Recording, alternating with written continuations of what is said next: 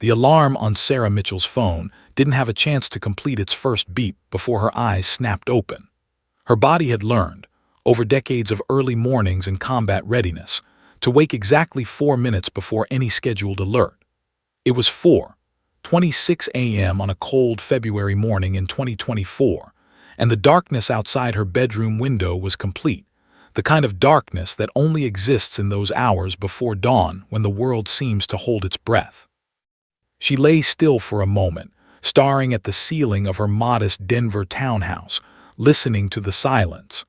This silence was different from the quiet of a cockpit. This was the silence of a woman who had learned to live alone with her secrets.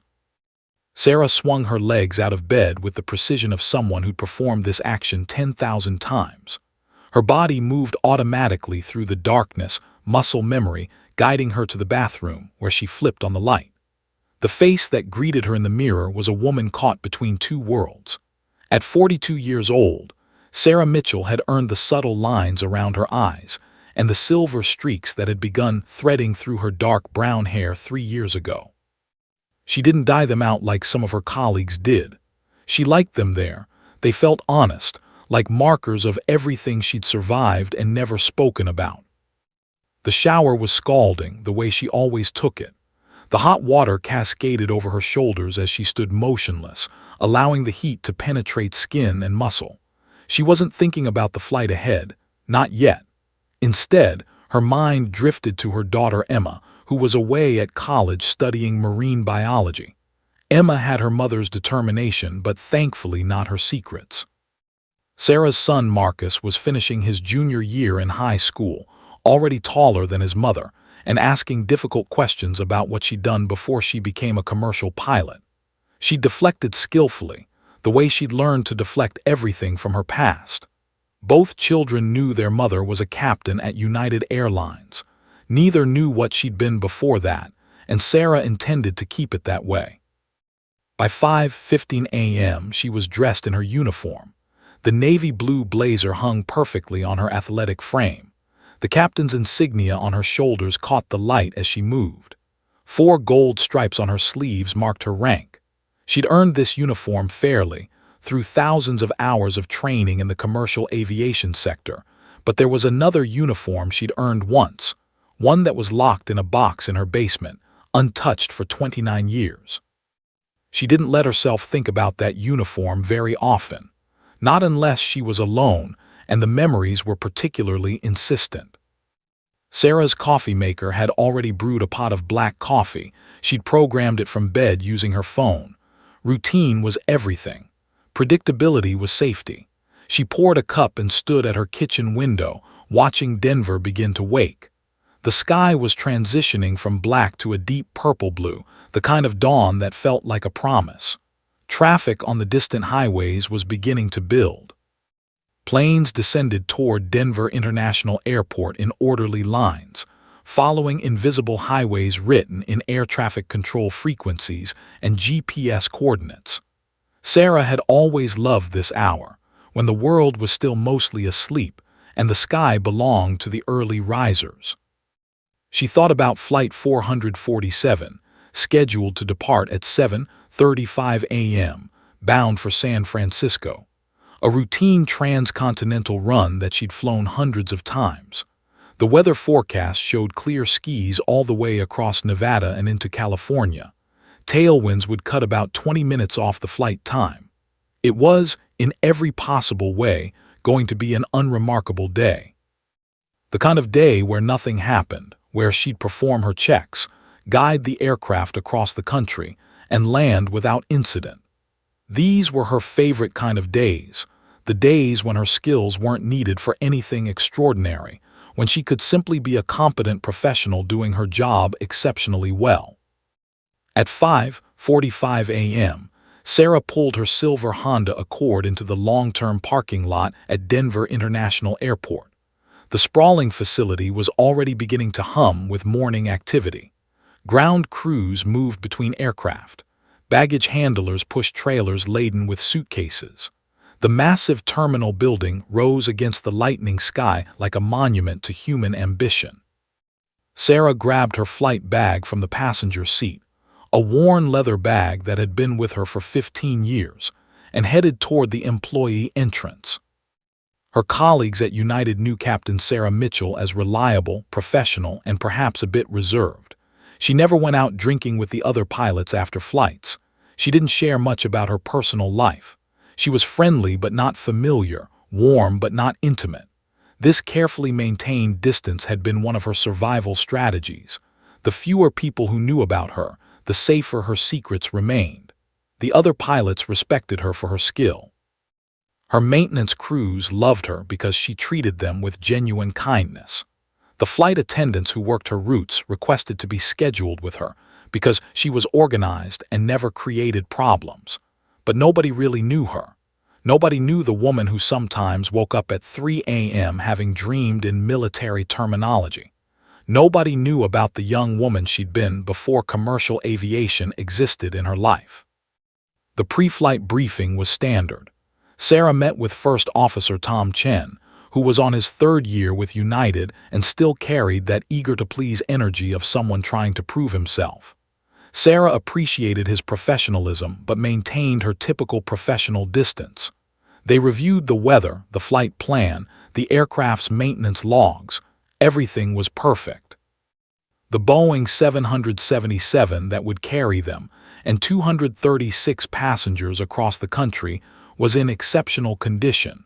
Its engines had just been serviced. All systems were operating within normal parameters. As Sarah walked through the terminal toward the gate, rolling her flight bag behind her, she observed the passengers beginning to check in. Business people in dark suits, rushing toward meetings they'd already be late for. Families with excited children headed toward Disney World. An elderly couple holding hands, probably visiting grandchildren somewhere out west. An infant wrapped in a pink blanket, its mother looking exhausted. Young lovers whispering to each other. A soldier in dress uniform heading home. Sarah had learned that every aircraft held entire universes of human experience. Every passenger had a story, reasons for flying, people waiting for them on the other end.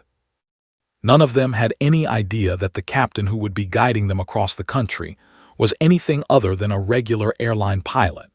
None of them knew about her call sign. None of them knew about the training she'd received in facilities they couldn't imagine, from instructors who'd pushed her to the absolute limits of human capability.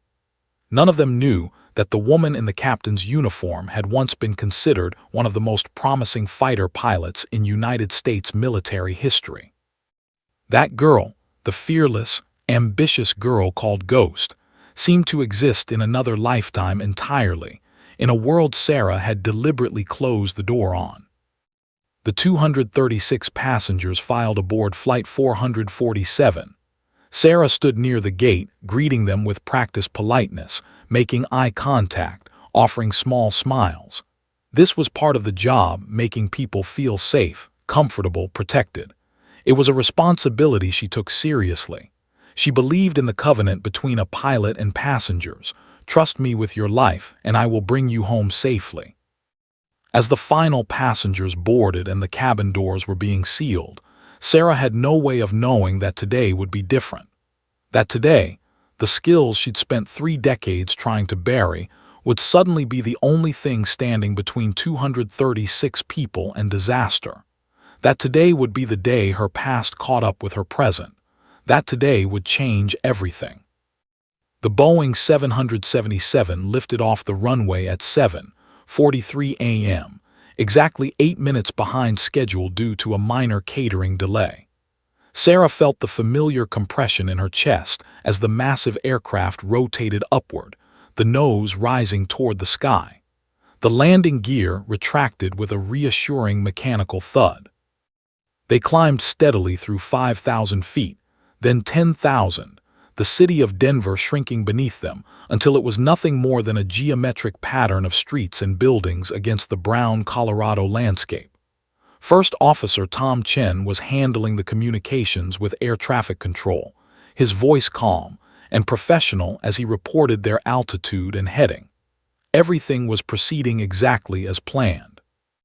At 12,000 feet, Sarah engaged the autopilot, allowing the sophisticated computer systems aboard the aircraft to handle the flight path. The autopilot was one of the great technological achievements of modern aviation, a system that could fly the aircraft more precisely and consistently than any human pilot ever could. But Sarah knew that autopilot was a tool, not a replacement for human judgment. She'd always maintained a heightened awareness of the aircraft's systems, even when the autopilot was engaged. This habit, instilled during her military training, had saved her from potential disasters on more than one occasion during her commercial aviation career. The climb continued smoothly. They passed through 20,000 feet, then 25,000, continuing their steady ascent toward their cruising altitude of 35,000 feet.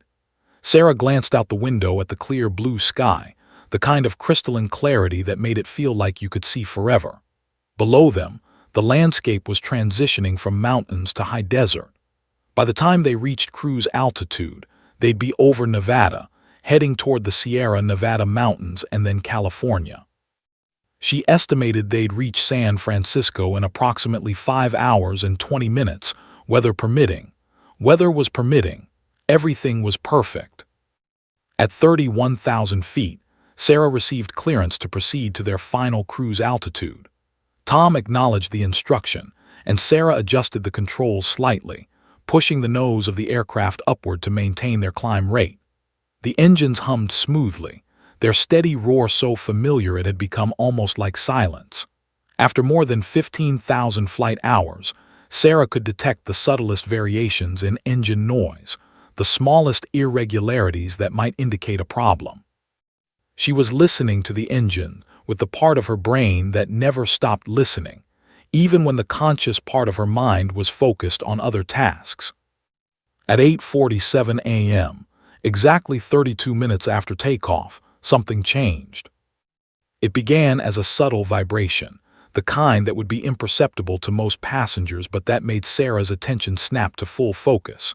She immediately began scanning her instrument panel, her eyes moving across the dials and digital readouts with practiced precision. Everything appeared normal.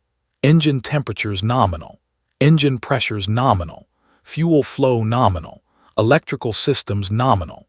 There was nothing visible on the instruments to explain the vibration she'd felt.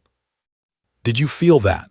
Tom asked from the right seat, his voice carrying the slight uncertainty of a pilot who wasn't entirely sure what he detected. "I felt something," Sarah confirmed, keeping her voice level and calm. "Probably just turbulence. Let me check with ATC about weather reports in our area." She was already reaching for the radio, already shifting into the analytical mode that came naturally to her. It was the tone of voice she'd learned during her days at the Air Force Academy, during her intensive fighter pilot training, during the years when her life had depended on staying calm under pressure. "Denver Center, Flight 447. We felt a slight vibration in the aircraft about 30 seconds ago. Can you report any weather or turbulence in our area?" The response came back immediately. "Flight 447, we're not showing any significant weather in your vicinity. Conditions should be smooth. You might be hitting some light chop. Let us know if it persists." Sarah acknowledged and returned her attention to the instrument panel. The vibration had stopped. Everything was back to normal.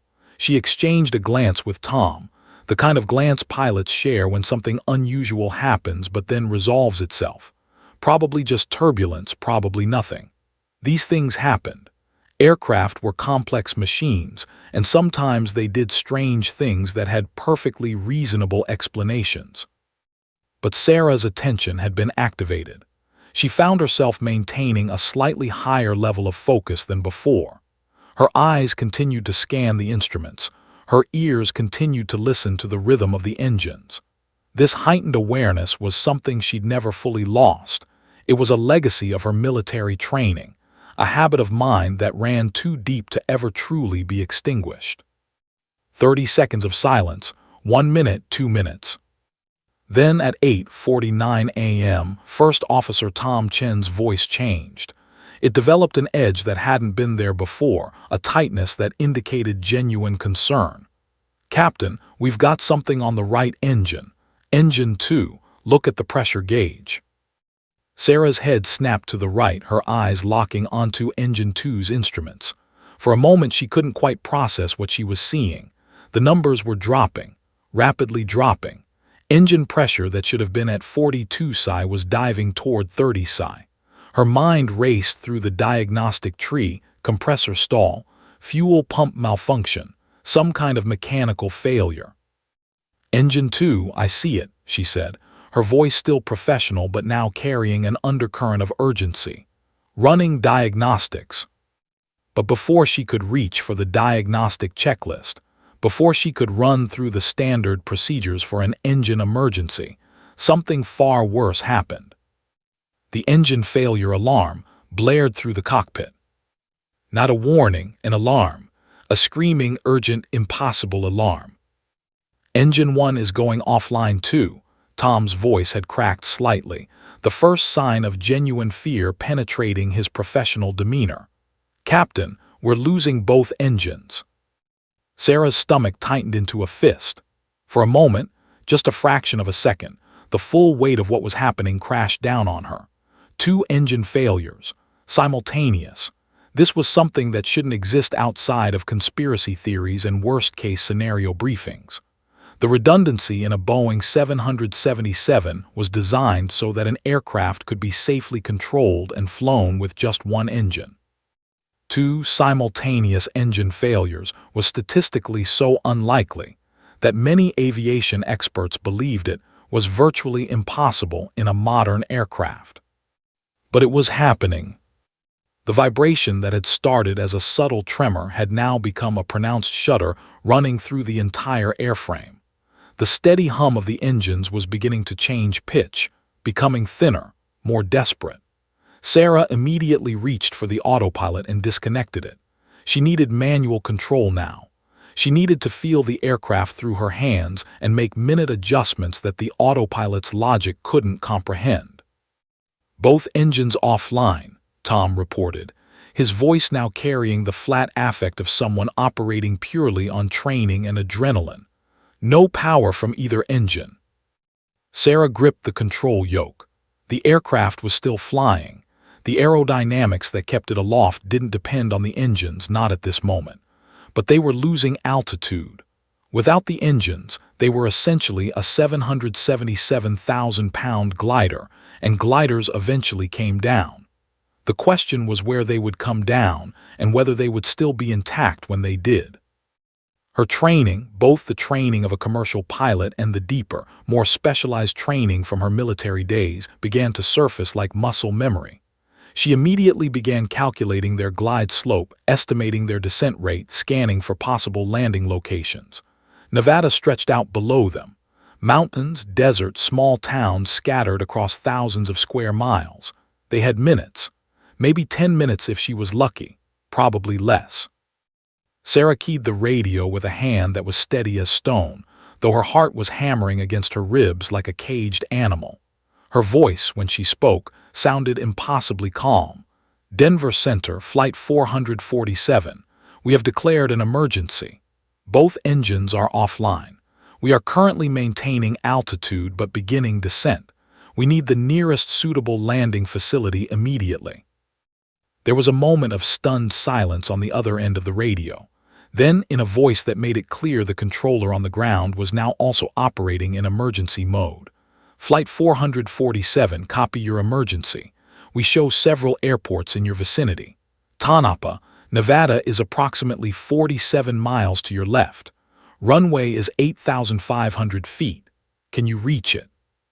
Sarah was already doing the math in her head, calculations that drew on muscle memory from decades ago. Glide ratio, descent rate, wind direction, altitude. "Tonopah works, Denver. We're proceeding to Tonopah." Behind her in the cabin, the moment of silence had passed. Now came the sounds that every pilot dreads: gasps, crying, the frightened murmur of human beings suddenly and terrifyingly aware that something catastrophic was happening. Someone was praying aloud. A child was crying for their mother. Sarah could hear the confusion and fear rippling through the 236 people whose lives now depended entirely on her skill. She closed out the sounds and focused only on the feel of the aircraft beneath her hands, the instruments before her eyes, and the single thought that occupied every ounce of her consciousness. I have to land this aircraft safely.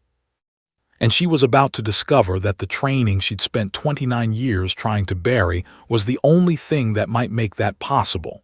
The moment Sarah acknowledged the Tanapa airport as their destination, the enormity of the situation crystallized into absolute clarity. A dead-stick landing. No engines. A fully loaded Boeing 777 weighing approximately 777,000 pounds, carrying 236 passengers and crew, descending through the Nevada sky with nothing but gravity and aerodynamics keeping it aloft. The textbooks said it was possible. Theory suggested it could be done. But theory and reality were often cruel strangers to each other. Sarah's hands gripped the control yoke, and she consciously forced herself to relax her grip slightly. Tension would translate through her hands into unnecessary control movements, and at this point, every movement mattered. Every degree of pitch, every subtle banking of the wings would determine whether they had enough altitude to reach Tanapa. She began making minute adjustments to the aircraft's attitude, her mind running through calculations that felt both alien and intensely familiar. "Tom, I need you on the engines," she said, her voice still carrying that eerie calmness. "Run through the restart procedures, both engines. I don't care if it's redundant. We need those engines." First Officer Chen's hands immediately moved across the overhead panel. He began flipping switches with practiced precision, running through every possible procedure designed to restart a failed engine. But as he worked, Sarah could see the hopelessness in his eyes. There had been no indications of engine failure, no warnings, no gradual degradation. Both engines had simply ceased to function simultaneously, which meant that a standard restart procedure was almost certainly not going to work. Still, they had to try. The alternative was unthinkable. Sarah adjusted the aircraft's nose downward slightly, increasing their descent rate in exchange for airspeed. This was a careful calculation. They needed enough airspeed to maintain control, but they also needed to stretch their descent over the maximum possible distance to reach Tanapa. She began computing their glide ratio in her head, accounting for the aircraft's weight, the current wind conditions, their altitude. They had approximately 12,000 feet of altitude. Tanapa was roughly 47 miles away. The math was terrifying. "Denver Center, Flight 447, she spoke into the radio, her voice controlled and professional despite the chaos of the moment. "We're beginning our descent to Tanapa. Current altitude 28,000 feet. We'll be maintaining best glide speed. What's the current wind at Tanapa?" "Flight 447, Tanapa is reporting winds from the southwest at 7 knots. Runway 15 is clear for your approach." Sarah acknowledged the information and processed it instantly. A 7-knot wind was manageable, though less favorable than she would have preferred. Runway 15 meant they'd be landing from the northeast. She began making mental adjustments to her approach vector, visualizing the airport layout, calculating the precise glide path they would need to maintain. Behind her in the cabin, the situation was rapidly deteriorating. A flight attendant named Michelle pushed through the cockpit door against protocol, but this was no longer a normal situation. Her face was pale, her professional composure cracking at the edges. "Captain, the passengers are panicking. People are asking what's happening. Some are praying. One man is trying to make a phone call." Sarah's mind registered this information but didn't let it distract her. "Tell them we have a temporary engine issue and we're proceeding to a safe landing at Tanapa, Nevada. Tell them to remain calm and stay in their seats. Keep the cabin as orderly as possible." Michelle nodded and retreated, pulling the cockpit door closed. Sarah heard her begin making the announcement, her voice steady despite the obvious strain. At least one flight attendant understood how to project calm in a crisis. The descent continued. Sarah was now actively managing the aircraft's descent rate, using subtle adjustments of the control yoke to maintain the optimal glide path. Too steep and they'd arrive at Tanapa with too much altitude and would overshoot the runway. Too shallow and they'd come up short of the airport, forcing a landing in open desert. She was essentially flying on the edge of a knife, maintaining a descent rate that seemed to defy the laws of physics. Both engines showing zero restart capability, Tom reported, his voice carrying the resignation of someone delivering bad news. They're not responding to any restart procedure. Sarah nodded grimly. She'd expected as much, but hearing it confirmed made the situation feel even more real. They were committed now. There was no backup plan. There was only the landing. At 20,000 feet, Sarah noticed something that made her breath catch slightly. The aircraft's descent rate was stable, but they were beginning to drift slightly off their projected glide path. The wind at altitude was different than the wind reported at Tanapa. She made a small adjustment, banking the aircraft perhaps 2 degrees to compensate. This was where the training came in, the kind of intuitive understanding of how an aircraft moved through the air that couldn't be taught from a textbook. This was the training she'd received at Edwards Air Force Base, the skills that had been drilled into her during countless training flights in fighters where a miscalculation of 2 degrees could mean the difference between a successful maneuver and a death spiral. She pushed that thought away. No time for memories, no time for anything except the present moment. Tanapa Airport in sight, Tom said from the right seat, relief evident in his voice. The small airport appeared ahead of them, a thin line of concrete cutting across the desert landscape. It looked impossibly small from their current altitude. The runway, which was technically adequate for a 777, now appeared like a postage stamp laid out on an endless expanse of brown sand and rock. Sarah began adjusting their approach more aggressively now. They were at 15,000 feet and still miles away. The calculations were getting tighter, less margin for error. She made a series of banking turns, bringing them onto the final approach vector for runway 15. The approach chart for Tanapa flashed through her mind. She'd never landed there before, but she'd studied countless small airports during her years as a commercial pilot. The runway had elevation of about 5,000 feet above sea level. That meant they actually had less altitude advantage than it might seem. Flight 447, you're cleared to land runway 15, Air Traffic Control reported. Emergency equipment is standing by. Sarah acknowledged and continued her descent. At 10,000 feet, she could see details of the runway now, the markings, the displaced threshold. She could see fire trucks lined up at the side of the runway, their red and white paint stark against the tan desert. There were emergency personnel positioned along the edges. The whole world seemed to be holding its breath, waiting to see if they could pull off what was essentially an aeronautical miracle. The descent continued. 8,000 feet, 6,000 feet. Sarah was now making constant minute adjustments, her focus absolute. Her hands moved on the control yoke with almost unconscious precision. She was performing calculations in her head while simultaneously flying the aircraft, accounting for wind shear, for the aircraft's weight distribution, for the friction that would exist between the tires and the runway surface. All of it was being processed by some part of her brain that operated at a level beyond conscious thought. Tom sat motionless in the right seat, his hands ready but not needed. He understood what was happening. He understood that he was witnessing something extraordinary. He was watching Captain Sarah Mitchell do something that pilots at her level weren't supposed to be able to do: maintain perfect control of a dead-stick aircraft while performing complex calculations in real time. At 3,000 feet, Sarah spoke to the cabin crew through the internal communication system. Prepare the cabin for emergency landing. All flight attendants to crew positions. Brace for impact.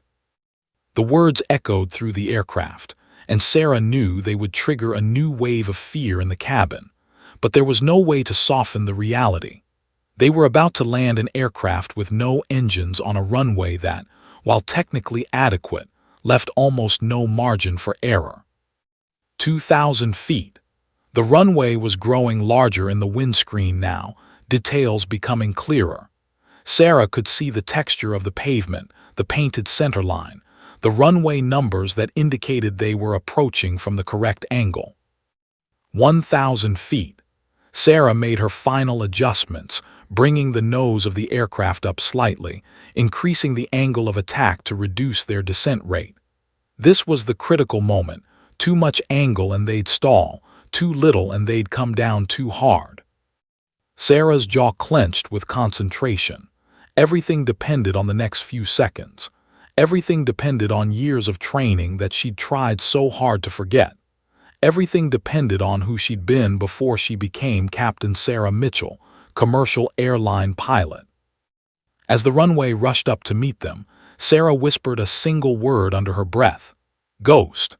The runway numbers grew larger with each passing second. 500 feet. Sarah's breathing had become shallow and controlled, the way it had been during her Air Force days when she'd been pushing an F-16 to its absolute limits. The landing gear was already down. She deployed it at 5,000 feet, knowing that extending the landing gear would increase drag and steepen their descent rate, but they needed that drag to slow the aircraft. Every foot of runway mattered. Every second of descent mattered. Every calculation mattered. 400 feet. The desert floor was a blur of browns and tans beneath them. Sarah could see dust devils swirling across the landscape, could see the heat shimmer rising from the ground. The runway stretched out before them like a welcome mat that was never quite long enough. She'd memorized the runway length during her initial calculations, 500 feet. It was technically adequate for a 777, but adequate and comfortable were two very different things. Adequate meant there was virtually no margin for error. 300 feet. Sarah made a final micro-adjustment to the pitch of the aircraft, reducing their descent rate even further. She could feel the aircraft beginning to settle into a landing attitude, the nose raised slightly, the fuselage positioned at the precise angle needed for the main landing gear to kiss the runway first. Her hands were steady on the control yoke. Her eyes were locked on the touchdown zone, the first 1,000 feet of the runway where pilots typically aim to land. 200 feet. Tom Chen was completely still beside her, his eyes wide, his hands gripping the armrests of his seat so tightly his knuckles had turned white. He understood what he was witnessing. He understood that his captain was performing at a level of precision that transcended normal pilot capability. She wasn't just flying an aircraft, she was conducting a symphony, every input coordinated and perfect, every decision made with absolute confidence. 100 feet. Sarah could now see details in the pavement, the slight discoloration where the runway had been repaired at some point, the faint markings of the touchdown zone. The fire trucks lined up along the runway edges looked suddenly very real and very close. She could see firefighters standing beside the vehicles, their faces turned upward toward the descending aircraft. They were about to witness something that would either be a miracle or a tragedy, with nothing in between. 50 feet. The runway was rushing up now, the perspective shifting as they descended. Sarah made her final adjustment, slightly reducing the angle of attack, allowing the aircraft to settle those last critical feet toward the pavement. The landing gear struts, extended and ready, were pointing downward like fingers reaching toward the earth. 25 feet. Sarah's jaw was clenched so tightly it ached. Every muscle in her body was tense, every nerve firing. This was the moment. Everything came down to this moment. 3 decades of training, 15,000 flight hours, 29 years of trying to forget who she'd been and what she'd been trained to do. All of it had led to this single moment. The right main landing gear touched down first, the wheels making contact with the pavement at precisely 167 miles per hour. There was a moment of absolute silence in the cockpit, just the screaming friction of rubber on asphalt, the groan of the landing gear absorbing the impact. Then the left main gear touched down, followed almost immediately by the nose gear, all 3 contact points hitting the runway in perfect sequence, the impact distributed perfectly across the aircraft's landing gear struts. "Touchdown," Tom whispered, as if he couldn't quite believe what had just happened. But there was no time for relief or celebration. They were still moving at speed, and the runway, while adequate, was not infinite. Sarah's hands moved to the speed brake control, and she deployed the speed brakes, panels on the wings and fuselage that would increase drag and help slow the aircraft. Simultaneously, she began working the wheel brakes, applying them progressively, calculating exactly how much braking force the runway could sustain before the wheels began skidding. Aircraft shrieked. The sound was terrible and beautiful at the same time, the protest of metal and rubber being forced to surrender momentum. Smoke began to pour from beneath the landing gear as the tires protested the extreme friction. The fuselage shuddered with the effort of decelerating. Sarah could feel the aircraft wanting to skid, could feel the weight of the aircraft pushing against her inputs, could feel physics itself resisting the attempt to bring this massive machine to a stop in a finite distance. In the cabin, passengers were thrown forward against their seatbelts. Carry-on luggage tumbled from overhead compartments. A woman screamed. A child cried out. But no one was struck by falling objects hard enough to cause serious injury. The deceleration, while forceful, was controlled. It was the deceleration of a skilled pilot who understood exactly how much the human body could tolerate. Sarah continued braking, her eyes focused on the runway ahead, calculating distance and deceleration rate. 1,200 feet of runway remaining. 1,000 feet. 800 feet. The end of the runway was approaching with terrifying speed. The desert beyond the runway's edge meant potential disaster. Wheels hitting soft sand, the aircraft tipping, the fuselage breaking apart. 600 feet of runway remaining. Sarah applied slightly more brake pressure, trusting her understanding of aircraft performance characteristics, trusting the muscle memory that had been instilled during her military training. The aircraft continued its desperate deceleration. The smoke from the tires grew thicker. 400 feet remaining. The end of the runway was now visible, a clear line where the pavement ended and the desert began. Sarah's heart was pounding, but her hands remained steady.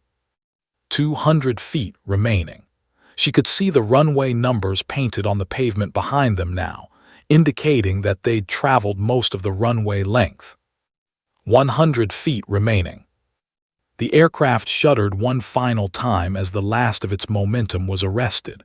With approximately 1,200 feet of runway still remaining, the Boeing 777 came to a complete stop. No skid, no emergency slide-off, no dramatic last-second saves, just a controlled, precise, perfect landing. For a moment, there was absolute silence. Then the cabin erupted. Screams transformed from terror into relief. People began crying, tears of gratitude, of shock, of the overwhelming realization that they were alive. An elderly man in 12C began praising God in a loud voice. A young mother held her infant daughter and sobbed. Passengers embraced each other. Someone started clapping, and within seconds, the entire cabin was filled with the thunderous sound of 236 people applauding their captain, applauding survival, applauding the impossible made real. Sarah sat motionless in her seat, her hands still on the controls, her breathing still controlled. She allowed herself one moment, just one moment, to feel the weight of what had just happened. Then she shifted into crisis management mode, her training reasserting itself. They were safely on the ground, but there was still work to be done. "All crew, this is the captain," she spoke into the cabin address system, her voice steady and calm. "We've safely landed at Tanapa Regional Airport. Please remain in your seats until the aircraft comes to a complete stop and the seatbelt sign is extinguished. Emergency personnel will be boarding shortly to conduct a full safety check. You've all handled this situation with tremendous composure. Thank you." As she spoke, Sarah could hear emergency vehicles approaching the aircraft. The sirens grew louder. Red and blue lights began flashing across the cockpit windows. The doors to the aircraft were being opened by emergency personnel. Paramedics would be streaming aboard now, checking on passengers, assessing injuries. Tom Chen turned to look at Sarah, his expression a mixture of awe and confusion. "How did you?" he began, but he couldn't seem to find the words. I've never seen anything like that. That landing was perfect. Absolutely perfect." Sarah simply nodded, allowing herself a slight smile. "We're trained for emergencies," she said simply. "All pilots receive extensive training in emergency procedures." But even as she said it, Sarah knew that wasn't quite true. No commercial airline trained pilots to land a Boeing 777 with both engines out. No civilian flight school taught the kind of instinctive aeronautical understanding that had guided her through those final seconds of descent. That training had come from somewhere else. That training had come from a part of her past that she'd spent nearly 3 decades trying to keep hidden. Within the hour, news helicopters began circling overhead. Emergency broadcasts interrupted regular programming. The story of Captain Sarah Mitchell and Flight 447 began spreading across every news network in America. A commercial pilot had just performed an aeronautical feat that experts were calling impossible.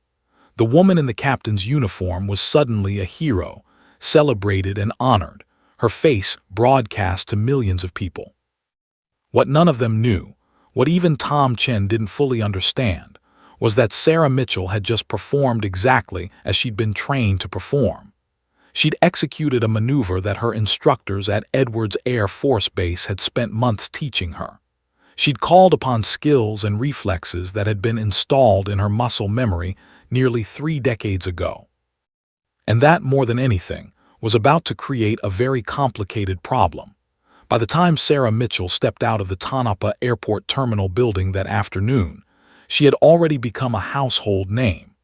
The news outlets had spent the entire day analyzing every detail of the emergency landing, replaying the radio communications, interviewing aviation experts who kept using words like impossible and miraculous. Within 4 hours of the safe landing, Sarah's photograph had appeared on the front pages of every major newspaper in the country. Within 6 hours, she was trending on social media platforms. By evening, her name had been mentioned on every broadcast news network in America. United Airlines corporate headquarters in Chicago had already made their official statement, praising Captain Mitchell as an exemplary pilot and commending her extraordinary skill and composure. The FAA had launched an immediate investigation into both the cause of the dual-engine failure and the mechanics of the landing itself. The NTSB, the National Transportation Safety Board, had sent investigators to Tanapa to examine the aircraft and interview everyone involved. Aviation bloggers and forums were exploding with speculation and analysis of what they were calling the impossible landing. Sarah sat in a temporary office at Tanapa Regional Airport, surrounded by United Airlines representatives, FAA officials, and a media relations specialist named Patricia who'd been sent from Denver specifically to manage Sarah's public appearances.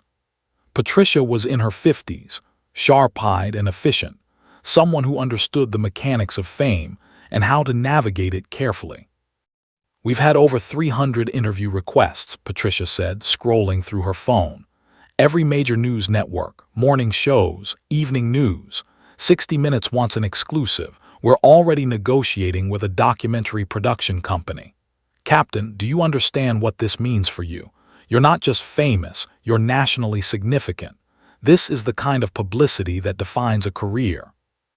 Sarah stared at her hands, which were trembling slightly from the delayed shock and adrenaline crash. She'd been in the air for less than 12 hours, but it felt like a lifetime had passed. "I don't want to do interviews," she said quietly. "I want to go home. I want to see my children. I want to talk to my family." Patricia's expression softened slightly. "I understand this is overwhelming, but the story is already out there. If you don't tell your version of events, the media will create their own narrative. You need to control the story about yourself." The irony wasn't lost on Sarah. She'd spent 29 years trying to control the story of herself, trying to bury the narrative of who she'd once been. Now she was being told that she needed to craft a public narrative for who she was now. It was exhausting simply thinking about it. By the next morning, Sarah had agreed to a limited number of interviews. She sat across from Anderson Cooper in a studio in Denver, carefully composed, wearing a navy blazer that was almost identical to her captain's uniform. The interview had been pre-recorded, which gave Sarah time to prepare her words carefully, to ensure she said nothing that would raise questions. "Captain Mitchell," Cooper began, his voice carrying the practiced sympathy of someone who interviewed people in crisis, "you've been called a hero. How do you respond to that?" Sarah took a breath. "I think that word gets used too easily in these situations. I did my job. I'm trained to handle emergencies. That's what I was trained to do, and that's what I did." "But," Cooper pressed, "aviation experts we've spoken with have said that what you did was beyond normal pilot training. One expert called it the kind of aeronautical skill that transcends commercial aviation standards. How did you develop that skill?" Here was the dangerous moment. Sarah had prepared for this question, had rehearsed her answer. "I've been flying for a long time. I started in the military. I served as a pilot in the Air Force from 1992 to 1995. That experience gave me a foundation that I've built upon during my commercial aviation career. But more importantly, pilot training at United is rigorous and comprehensive. We practice emergency procedures constantly. When crisis happens, you fall back on your training." It was technically true. She had served in the Air Force. Her military experience had given her a foundation, but she'd minimized it deliberately, glossing over the details, hoping no one would dig deeper into what her military service had actually entailed. Cooper nodded, seemingly satisfied.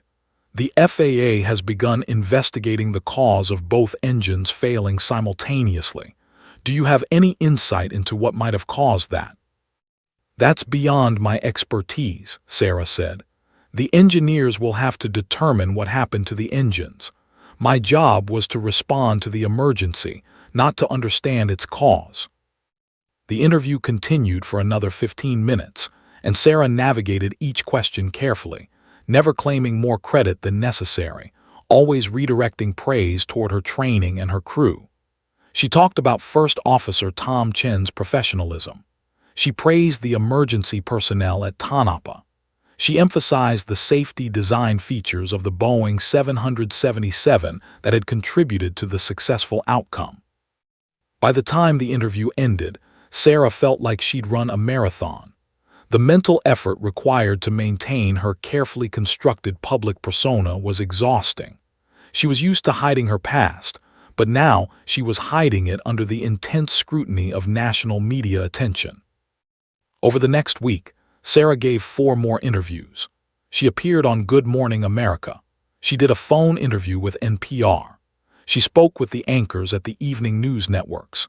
In each interview, she struck the same balance, acknowledging her military background without elaborating on it, crediting her training without suggesting she'd received anything outside normal pilot training, emphasizing the teamwork and systems rather than individual heroics. The public was captivated. Sarah Mitchell became a symbol of American competence and calm under pressure. There were think pieces written about her. Her photograph appeared on magazine covers. A Hollywood producer had already optioned the rights to her story, with talks about who might play her in a film adaptation. Sarah found the whole thing deeply uncomfortable. What made it worse was that the aviation community was asking deeper questions. At the Air and Space Club in New York, Sarah attended a gala in her honor. She sat through speeches celebrating her achievements, watched as people stood to applaud her, felt the weight of their adoration pressing against her like a physical force. During a conversation with an elderly retired test pilot named Colonel Derek Harrison, Sarah felt the first real danger of her secret being exposed. Colonel Harrison had worked at Edwards Air Force Base in the 1990s. "You know," he said, swirling a glass of bourbon, "your name sounds familiar. Were you ever at Edwards?" Sarah's heart rate spiked, but she kept her expression neutral. "I had some posting there early in my Air Force career," she said carefully, "but it was a long time ago." Colonel Harrison studied her face with the intensity of someone trying to place a memory. "I could have sworn. We had a fighter pilot named Sarah something. Remarkable pilot, natural talent. She was supposed to make it in the F-22 program, but then she just disappeared. Took an honorable discharge out of nowhere." He paused. "That wouldn't be you, would it?" "There are a lot of pilots in the Air Force," Sarah said, deflecting smoothly. "I decided military life wasn't for me. Commercial aviation offered a better fit for my personal circumstances." It was enough. Colonel Harrison accepted the explanation and changed the subject. But the moment had shaken Sarah deeply. Her past was still there, still accessible through official records and aging military officers' memories. All it would take was one determined journalist, one curious investigator, one person with access to military archives deciding to dig deeper. Over the following weeks, Sarah settled back into her routine at United Airlines, though now she was the most famous captain in the airline's history. She received letters from children thanking her for saving their parents.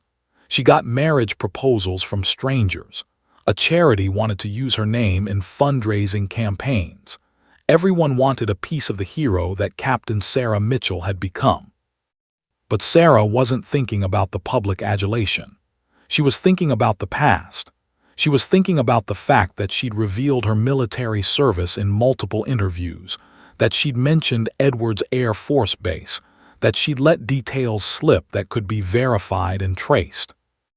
She was thinking about the fact that somewhere out there, people who knew her true history were probably watching the same interviews, making the same connections, reaching the same conclusion about who she really was. Sarah didn't know it yet, but her days of keeping her secret were coming to an end. In military hangars and tactical operations centers across the country, pilots who flew the most advanced fighter jets in the world were beginning to ask the same question that Colonel Harrison had asked. Could the hero of Flight 447 be the legendary pilot they'd only heard stories about? The truth, it seemed, had a way of catching up with people, no matter how far they flew. 3 months after the emergency landing, Sarah found herself at the International Aviation Safety Conference in Las Vegas. The conference was being held at the Caesars Palace Resort, a sprawling complex of gleaming glass and polished marble that represented everything excessive about modern America. Sarah had been invited as a keynote speaker, a position of honor that she'd accepted reluctantly. Patricia, her media relations handler, had insisted it was important for her career at United Airlines. "You need to stay visible," Patricia had advised. "The story needs to remain fresh in the public consciousness." Sarah stood on stage in a large auditorium, speaking to an audience of approximately 800 aviation professionals, pilots, engineers, safety inspectors, airline executives. She was discussing emergency procedures and decision-making under pressure, carefully crafted remarks that drew on her commercial aviation experience, while remaining deliberately vague about the depth of her training and expertise. "When crisis occurs," she told the audience, "the most important thing is not to panic. Your training will guide you. Your instincts, informed by thousands of hours of practice, will take over. The human brain is capable of extraordinary things when it's properly trained and conditioned." The audience applauded when she finished. She stepped down from the stage and was immediately surrounded by people wanting to shake her hand, wanting photographs, wanting autographs. This had become the pattern of her life: constant interruptions from admirers, constant demands on her attention, constant reminders that she was no longer simply Captain Sarah Mitchell, but Captain Sarah Mitchell, hero of Flight 447. By evening, Sarah had retreated to a private cocktail reception hosted by the International Air Transport Association. The event was held in one of the resort's exclusive clubs, a sophisticated space with floor-to-ceiling windows overlooking the Las Vegas Strip. Sarah stood near those windows, sipping a glass of white wine, watching the lights flicker and dance across the desert night. She was trying to find a quiet moment away from the crowds when a voice interrupted her thoughts. "That was an excellent presentation this afternoon, Captain." Sarah turned to find a man in his mid-50s, with a lean, athletic build and a scarred face that suggested a life lived on the edge of danger. He had dark hair graying at the temples and eyes that seemed to see past surfaces into deeper truths. He wore a navy blazer with the subtle insignia of an Air Force officer, though his rank insignia had been removed. "Thank you," Sarah said, extending her hand. "I'm glad you found it useful." "James Rodriguez," he said, gripping her hand with a firm handshake. "Retired Air Force Major. I consult on military-civilian pilot coordination now. I've been following your story with great interest, Captain Mitchell." Something in his tone made Sarah's internal alarm systems activate. This wasn't the casual admiration she'd grown accustomed to. This was someone assessing her, analyzing her, looking for something specific. "I appreciate your interest," Sarah said carefully. "You know what's interesting?" Rodriguez continued, his eyes never leaving hers. "I've been reviewing the footage of your landing at Tanapa with a group of F-22 Raptor pilots I work with. We've analyzed it frame by frame, the precision of your maneuvers, the timing of your brake applications, the way you managed the aircraft's attitude during descent." He paused meaningfully. "It's not how commercial pilots typically maneuver aircraft." Sarah's mouth felt suddenly dry. She took a sip of her wine to buy time to steady herself. "I received military flight training," she said calmly. "That training informed my approach to the emergency." "Yes," Rodriguez agreed. "I'm sure it did, but there's military training and then there's military training." He smiled, but it wasn't a warm smile. It was the smile of a hunter who'd picked up the scent of prey.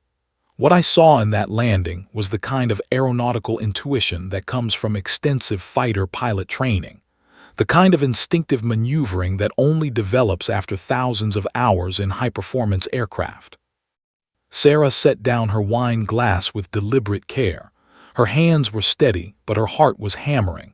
"I'm not sure what you're implying, Major Rodriguez." "I'm not implying anything," he said. "I'm making an observation. I spent 30 years in the Air Force. I trained fighters. I recognize fighter pilot skill when I see it, and what you demonstrated at Tanapa was absolutely fighter pilot skill. Commercial pilots receive extensive training in emergency procedures," Sarah said, falling back on her prepared responses. "What you interpreted as fighter pilot techniques was simply the application of comprehensive emergency training." Rodriguez's expression didn't change. He simply studied her with that unsettling intensity. "You're right, of course. I'm sure that's exactly what happened." But the way he said it, with the slight inflection at the end, made it clear he didn't believe a word of it. Sarah made a decision. She needed to end this conversation before it went any further. She needed to extract herself from this situation and prevent Rodriguez from pursuing this line of inquiry any further. "Major Rodriguez, I appreciate your professional interest, but I really need to circulate and speak with some of the other conference attendees. It was nice meeting you." She turned to leave, but Rodriguez's voice stopped her. "By the way, Captain, did you ever hear a call sign at Edwards? Something that the pilots there used?" Sarah froze, the breath caught in her chest. Edwards Air Force Base. The name alone conjured a flood of memories she'd spent nearly 3 decades suppressing. The training sorties at dawn, the brilliant desert sunrises, the feeling of pushing an F-16 to its absolute limits, the other pilots, the camaraderie, the sense of being part of something extraordinary, and the call sign that had defined her during those years. She turned back to face Rodriguez, her expression carefully composed but her mind racing. "I don't recall," she said, and she hated how thin her voice sounded. "Ghost," Rodriguez said simply. "That's what I heard. One of my colleagues thought you looked familiar when we were reviewing the landing footage. He mentioned a pilot named Sarah Chen who flew out of Edwards in the early 90s, called her Ghost because she had this uncanny ability to disappear on radar during training exercises. Natural talent like I've never seen." He tilted his head slightly. "Would that be you, Captain Mitchell? Was that your call sign?" For a moment, Sarah considered lying, considered denying everything, but she could see in Rodriguez's eyes that he already knew. The question wasn't whether she was Ghost, he'd already determined that. The question was whether she would confirm it. Instead of answering, Sarah excused herself and walked away. She moved through the crowd quickly, her trained instincts pushing her toward the exit. She could feel Rodriguez's eyes following her across the room. She could feel the weight of her past, which she'd thought she'd successfully buried, suddenly becoming very, very real. By the time she reached the elevator to her hotel room, Sarah's hands were shaking. She locked herself in room 2847, a luxury suite with a view of the Las Vegas Strip that she couldn't bring herself to appreciate. She sat on the edge of the bed and allowed herself a moment of panic. Rodriguez knew, or at least he suspected strongly enough that he knew, and if Rodriguez suspected, others might too. The military records were classified, but if someone knew where to look, what questions to ask, they could find information. They could trace Sarah Chen to Captain Sarah Mitchell. They could connect the dots between the legendary fighter pilot and the hero of Flight 447. Sarah pulled out her phone and considered calling Patricia. But what would she say? That her secret was about to be exposed, that her carefully constructed public persona was about to be dismantled. Patricia would panic, would try to control the narrative, would probably make everything worse. Instead, Sarah sat in the darkness of her hotel room and confronted a truth she'd been avoiding. The past wasn't past. It never really was. It just waited, patient and inevitable for the moment when it could catch up with you. And for Sarah Mitchell, or Sarah Chen, or Ghost, or whatever name represented the truth of her identity, that moment had finally arrived. She didn't know that Rodriguez was already on the phone with his contacts at Edwards Air Force Base. She didn't know that a search was being conducted through military archives. She didn't know that by tomorrow morning, Rodriguez and his colleagues would have confirmation of everything they suspected. But on some level, Sarah knew her time of hiding was over. The sky, which had always been her refuge, her home, her truest identity, was about to become a very complicated place. And the woman who'd spent 29 years running from her past was about to discover that some things, no matter how far you fly, always find you in the end. The call came at 7:47 a.m., before Sarah had managed more than a few hours of fragmented sleep. The number was unfamiliar, a 661 area code, California. Sarah stared at the phone for 3 rings before answering, knowing instinctively that whoever was calling, whatever they wanted, this was the moment her carefully constructed world began to collapse. "Captain Mitchell," the voice was male, professional, authoritative. "This is Colonel Michael Chen at Edwards Air Force Base. I'm calling regarding a matter of some importance. Major Rodriguez contacted us last night regarding your background. We'd like to meet with you. Would you be available to travel to Edwards Air Force Base within the next 48 hours? Sarah's stomach had already begun its descent before she managed a response. "I'm not sure that's necessary, Colonel. I don't see how." "Captain Mitchell," Colonel Chen interrupted gently but firmly, "this is official Air Force business. We have a secure conference room and a group of individuals who'd like to speak with you. We'd prefer you come voluntarily, but I should tell you that your military service records have been reviewed, and there are several matters that require clarification. It would be better to handle this informally than through official channels." It was a gentle threat, expertly delivered. Sarah understood the implication. Cooperate or face official military inquiry. The Air Force didn't make requests like this lightly. They'd reviewed her records. They'd confirmed whatever Rodriguez had suspected. "I'll be there," Sarah said quietly. 40 hours later, Sarah drove through the gates of Edwards Air Force Base in California's Mojave Desert. The base sprawled across thousands of acres of high desert landscape, an installation that represented decades of American aviation advancement. It was also the place where Sarah Chen had become Ghost, where she'd learned to fly fighters at the highest levels, where she'd been molded into something extraordinary before walking away from it all. The drive through the base triggered cascades of memories. The flight line where she'd conducted countless training sorties, the runway where she'd pushed F-16s to their absolute limits, the officers' club where she'd celebrated victories and analyzed defeats with fellow pilots. It all looked the same and completely different simultaneously, familiar yet alien, like revisiting a place from a dream. Colonel Chen met her at a nondescript building labeled Tactical Operations. He was in his 60s, with silver hair and the bearing of someone who'd spent a lifetime in military service. His handshake was firm, his expression unreadable. "Captain Mitchell, thank you for coming," he said, gesturing for her to follow him down a corridor lined with photographs of fighter aircraft and military aviators. "We have a small group assembled who wanted to speak with you." The conference room was on the 3rd floor. Sarah stepped through the door and stopped dead.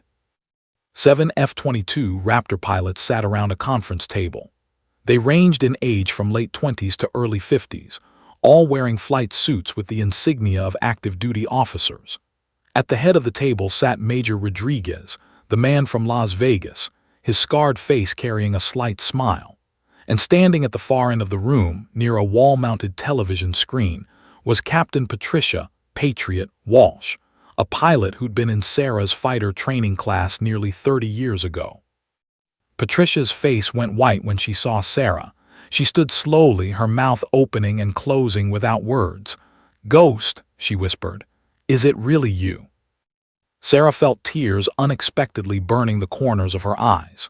Patricia Walsh had been her closest friend during those intense years at Edwards. They'd pushed each other in competition, supported each other through the grueling training, celebrated together when they'd earned their positions in the elite fighter pilot community. And then Sarah had disappeared, and Patricia had been one of the few people who'd known something was seriously wrong. "Hello, Patricia," Sarah said, her voice barely above a whisper. The room erupted. Questions came from all directions. How had she become a commercial pilot? Why had she left the military? Why had she hidden her past? What was she doing flying airliners when she could have been flying F-22s? The voices overlapped, colliding with each other, creating a wall of curiosity and confusion. Colonel Chen raised his hand and the room fell silent. "Let's allow Captain Mitchell to explain herself," he said. "We have a lot to discuss, but let's start with why you left the Air Force in 1995. Sarah took a seat, suddenly feeling the weight of nearly 3 decades pressing down on her shoulders. All the years of denial, all the careful avoidance, all the hiding, it had all been leading to this moment. "My mother was dying," Sarah said simply. The words felt strange in her mouth, like they'd been locked away so long they'd forgotten how to be spoken. "She was diagnosed with terminal cancer in 1994. The prognosis was 6 months to a year. I was scheduled to deploy to the Pacific, and I realized I couldn't do it. I couldn't leave her to face the end of her life alone." Patricia's hand went to her mouth. Several of the younger pilots exchanged uncomfortable glances. "My parents had sacrificed everything for my career," Sarah continued. "My mother had endured years of my absence while I pursued flying. She'd supported my dream even when it meant being alone for months at a time. When she was diagnosed, I realized that none of it meant anything if I wasn't there for the people I loved." Sarah paused, collecting her emotions. "So I took an honorable discharge. I came home to be with her." "And then you became a commercial pilot," one of the younger captains said, "a woman named Patterson with lieutenant's bars on her flight suit. Why not return to the Air Force after your mother passed away?" "Because I'd made peace with my decision," Sarah said. "I raised 2 children. I was present for their lives in ways I never could have been as a military pilot. Commercial aviation allowed me to stay in the air, to keep flying, but to maintain stability and presence in my family's life. I was happy with that choice. Until you had to land a 777 with both engines out," Rodriguez said quietly. And suddenly, all that training you'd buried came rushing back. Sarah nodded. The training never leaves you. Muscle memory, instinct, decision-making processes. It's all encoded at such a deep level that a crisis simply brings it to the surface. I didn't consciously think about fighter-pilot maneuvers while landing. I just flew the aircraft the way I'd been trained to fly. Patricia stood and walked around the table toward Sarah. Without warning, she pulled her into an embrace. "I always wondered what happened to you," Patricia whispered. "I tried to find you after your discharge, but you disappeared. I thought maybe you'd been killed or... I don't know, I just knew something tragic had happened." When they separated, Sarah could see tears streaming down Patricia's face. Several of the other pilots looked emotionally affected as well. What had been a secret shame to Sarah, leaving the military, abandoning the path to becoming an F-22 pilot, was being reframed by these people as something understandable, even admirable. "We've been analyzing your landing at Tanapa," one of the older pilots said. His name tape read Viper, and he had the weathered appearance of someone who'd spent decades in combat aircraft. "What you did was extraordinary. You controlled that aircraft with the precision of a top-tier fighter pilot. The NTSB investigators have been trying to understand how a commercial pilot could perform at that level." "They don't need to understand," Colonel Chen said, looking directly at Sarah.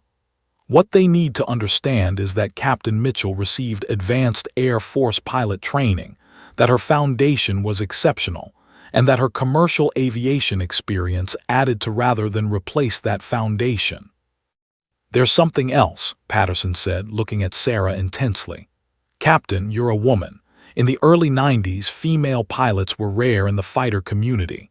You earned the call sign Ghost and were selected for the F-22 program. That's extraordinary. Do you understand what you could have been? The doors you could have opened for female pilots?" Sarah felt the weight of that question. She'd never let herself fully contemplate what she'd given up, what trajectory she'd abandoned. "I understand," she said quietly, "but I also understand what I gained. My daughter is studying marine biology. My son wants to be an engineer. I was there to support them, to encourage them. That's not nothing." "No," Patricia said softly, "that's everything." The meeting continued for another 3 hours. Sarah answered questions, explained her decision-making process, fielded technical questions about the emergency landing. But the tone had shifted. She was no longer being interrogated. She was being acknowledged, recognized, honored for the path she'd chosen. As the meeting was concluding, Colonel Chen approached Sarah privately. "We're not here to judge your choices, Captain, but we do want you to know that your service, both military and civilian, has been extraordinary. What you did at Tanapa proves that the training you received was exceptional. The Air Force is proud of you." Sarah felt something inside her, something that had been locked away for nearly 3 decades, finally beginning to unlock. She'd spent so long running from who she'd been that she'd never allowed herself to accept that who she'd been and who she'd become were part of the same person. As she left Edwards Air Force Base that evening, driving back toward the commercial airport, Sarah realized that her greatest fear had come true. Her past had caught up with her, and somehow, miraculously, it wasn't the tragedy she'd always imagined. It was a homecoming. 6 months after the reunion at Edwards Air Force Base, Sarah stood in front of a conference room full of journalists, photographers, and aviation industry representatives. Behind her on the wall was a banner that read the Ghost Foundation, bridging military excellence and civilian service. Beside her stood Major Rodriguez, Captain Patricia Walsh, and Colonel Chen, along with a dozen F-22 pilots who'd become collaborators in her new mission. The transformation in Sarah's life had been both subtle and profound. She'd decided to stop hiding. Instead of running from her past, she would build from it. "The Ghost Foundation," Sarah began, her voice steady and clear, was created to address a gap in aviation education and career development. Every year, thousands of military pilots transition to civilian careers. Many struggle with the adjustment, uncertain about how to translate their military training into the civilian sector. Meanwhile, young people, particularly young women, interested in aviation careers, often don't understand the pathways available to them or the remarkable skills required at the highest levels of the profession. She paused, looking at the assembled faces. The Foundation has three primary missions. First, we provide scholarships and mentorship to young women pursuing careers in aviation and military service. Second, we work with the Air Force and major airlines to create structured pathways for military pilots transitioning to civilian careers. Third, we advocate for inclusive hearing practices and support systems that recognize the value of diverse backgrounds in aviation. The questions came immediately. How was the Foundation funded? What specific programs would it offer? Why focus on women specifically? Sarah answered each question thoughtfully, drawing on the extensive planning she'd done with Rodriguez, Patricia, and the F-22 pilots over the past 6 months. What she didn't mention was the internal journey that had led to this moment. The late nights spent alone in her home, finally allowing herself to think about the girl who'd been called Ghost. The conversations with her children, explaining why their mother had once been a military pilot and why that history was important. The forgiveness she'd granted herself for choosing family over career, and the realization that these weren't mutually exclusive choices. They'd simply been the choices of a woman at a particular moment in her life. Over the following months, the Ghost Foundation began its work. The first scholarship recipients were announced, 10 young women from across the country who demonstrated exceptional aptitude in aviation and a commitment to service. One of them, a 19-year-old named Maya Rodriguez, was the daughter of a Marine and had dreamed of becoming a fighter pilot since she was 8 years old. Sarah became a mentor to Maya, just as she became a mentor to the other scholarship recipients. She shared not just technical knowledge about flying, but wisdom about life, about making difficult choices, about honoring both ambition and love. On Saturday mornings, she would meet with the young women in video calls, discussing their training, their challenges, their dreams. "Why did you really leave?" Maya asked during one of their sessions, a directness that Sarah appreciated. "If you were that good, why walk away?" "Because," Sarah said carefully, "I realized that being extraordinary at something doesn't mean you have to sacrifice everything else. My mother needed me. My children needed me. I could have rationalized my way into deploying, into pursuing the F-22 program, into becoming the military pilot I was trained to be. But I would have been running away from the people I loved in pursuit of glory. That seemed like a poor trade at the time, and it still does." "But you regret it," Maya pressed. "No," Sarah said firmly. "I made the right choice for me at that time with the information I had, but I also recognized that what I gave up was real. The path I didn't take was valid too. The key is accepting your choices and building the best life possible from them. That's what the Ghost Foundation is about, helping young people understand that there's not one right path. There are many right paths. What matters is choosing consciously and owning your choices." In September, Sarah was invited to speak at the Air Force Academy. She stood in front of 4,000 cadets in a massive auditorium, looking out at young faces that reminded her so much of who she'd been at that age. Ambitious, idealistic, certain that they were destined for greatness in the sky. "When I was sitting where you're sitting," she began, "I believed that success meant becoming the best fighter pilot in the world. I believed that compromise was failure. I believed that anything less than the F-22 program was settling." She paused. "I was wrong about a lot of things."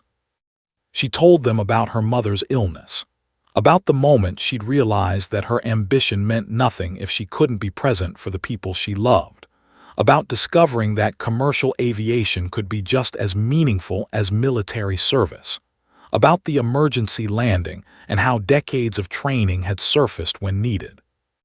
"But here's the thing I want you to understand," Sarah continued. "My choice wasn't about giving up on excellence. It was about redefining what excellence meant to me. I never stopped flying. I never stopped pushing myself. I never stopped pursuing mastery. I just did it in a different context for different reasons with different rewards. She looked directly at the camera that was broadcasting her talk. To the young women watching this, I want you to know that you can be excellent, you can be extraordinary, you can achieve at the highest levels, and you can also be present for the people you love. You don't have to choose between being a great pilot and being a great parent. You don't have to choose between ambition and compassion. You can be both. You should be both. By the end of the year, the Ghost Foundation had expanded significantly. Major Rodriguez had taken a civilian position as the foundation's director of operations. Patricia had begun developing curriculum for transitioning military pilots. Colonel Chen provided oversight and connections within the military establishment. And Sarah, Ghost, had become the face and voice of a movement that was changing how the aviation community thought about military-to-civilian transitions and diversity in pilot selection. In January, 1 year after the emergency landing, Sarah sat in her home office with a journalist from a major aviation magazine. The journalist, a woman named Claire Torres, had been given unprecedented access to Sarah's story. They'd spent weeks talking, and Claire had read everything: Sarah's military records, which had been declassified for this purpose, her commercial aviation history, her personal journals. Looking back, Claire asked, do you wish you'd made different choices? Sarah took a moment before responding. I wish I'd been kinder to myself about my choices. I wish I hadn't carried so much shame about leaving the military. I wish I'd been proud of what I accomplished in the commercial sector instead of seeing it as second best to what I'd given up. She paused. But do I wish I'd made different life decisions? No. I wouldn't change anything fundamental because every choice led me to where I am now, and I'm proud of where I am. What's next for the Ghost Foundation? Claire asked. We're working on expanding international partnerships. There are young women around the world who dream of flying at the highest levels but don't have the support systems in place. We want to extend our mentorship and scholarship programs globally. We're also developing a program specifically for military pilots transitioning to civilian roles, helping them understand how their skills translate, how to manage the psychological adjustment, how to maintain their identity while adapting to a new culture. That spring, Sarah attended a ceremony at United Airlines headquarters where she was promoted to senior captain, the highest rank in the commercial aviation hierarchy. During the ceremony, Patricia and Rodriguez stood beside her. The F-22 pilots sent a video message of congratulations. Maya Rodriguez, now accepted into the Air Force Academy with a full foundation scholarship, sent a letter of gratitude. You showed me, Maya had written, that you can be excellent at what you do while still being true to yourself and the people you love. You're the hero I needed to see, not the hero the news made you into. Thank you for being real. On the 1-year anniversary of the emergency landing, Sarah gave a final interview to Anderson Cooper. They sat in her home, with photographs visible on the bookshelf behind her, pictures of her children, her late mother, her time as a military pilot, her career in commercial aviation. They say you're a hero, Cooper said. How do you respond to that now? Sarah smiled, a genuine, unguarded smile that showed the contentment of someone who'd finally made peace with themselves. I think everyone is a hero in their own story. What I did at Tanapa was extraordinary, yes. But what I did by choosing to be present for my family, by building a life of meaning and purpose, by finally accepting who I am instead of running from it, that's been the real heroism. The landing was just the culmination of decades of training and choice. The real journey has been learning to integrate all the different parts of myself into one coherent person. What do you want your legacy to be? Cooper asked. Sarah looked directly at the camera. I want young people, especially young women, to know that you can pursue excellence at the highest levels. I want them to know that military service is honorable and meaningful. I want them to know that civilian service is equally honorable and meaningful. And I want them to know that sometimes the most courageous thing you can do is choose a different path than the one you'd planned. Choose family over fame.